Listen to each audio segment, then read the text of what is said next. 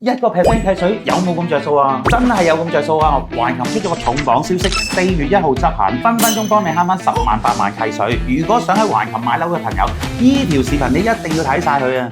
今次政策最關鍵嘅一點就係橫琴以後單獨計算買樓嘅套數，同珠海其他地區徹底劃分。乜嘢意思？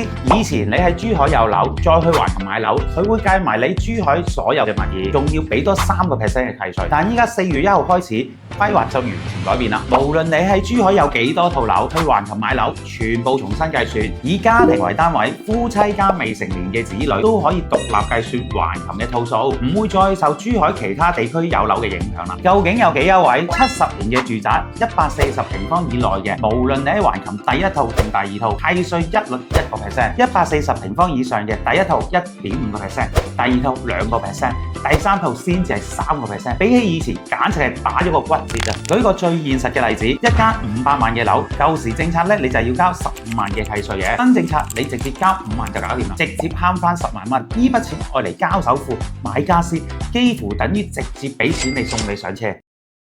如果你喺4月之前已經買咗橫琴樓嘅，但係未申報交契稅嘅朋友，4月1號之後去交，一樣可以享有新政策嘅福利。未買的話，更加要把握呢個機會啦！呢波優惠力度係近年橫琴少有嘅大動作。今次嘅政策絕對唔止係慳契稅咁簡單，背後嘅信號好強烈，就係表明橫琴就係橫琴，珠海就係珠海，界線劃分得好清楚。作為粵澳深度合作區，橫琴嘅政策獨特，定位獨一無二，土地資源稀缺，未來嘅價值會重新定義，同珠海其他嘅板塊完全唔一樣。對於我哋香港人嚟講，想喺橫琴買樓更加便利喎。橫琴不限購，你想買幾多套都得。首套同第二套嘅最低首付係15%，單價由26700至45000蚊左右啦，總價823萬就可以起步啦。首付10零20萬就可以喺橫琴擁有自己嘅物業，享受國家級嘅紅利。無論你係想自住、投資收租定係退休養老，今次橫琴嘅新政策都係一個好難得嘅機會。稅費大減，門檻降低，